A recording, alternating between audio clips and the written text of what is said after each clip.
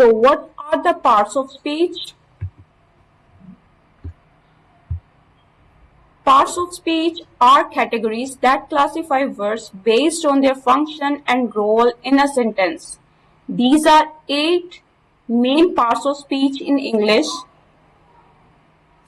That is noun, pronoun, verb, adjective, adverb, preposition, conjunction, and interjection. Noun is a naming word. Pronoun, instead of repeating nouns again and again in a sentence, we use pronouns. A verb shows what someone is doing or feeling.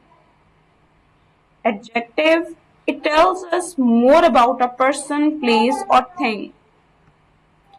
Adverb, it tells us how, when, where, or to what extent something happens. Preposition, it tells us where or when something happens. Conjunction, it connects two ideas or parts of sentence. Interjection, it is a short word that expresses surprise or emotion. So remember that there are 8 parts of speech in English: noun, pronoun, verb, adjective, adverb, preposition, conjunction, and interjunction.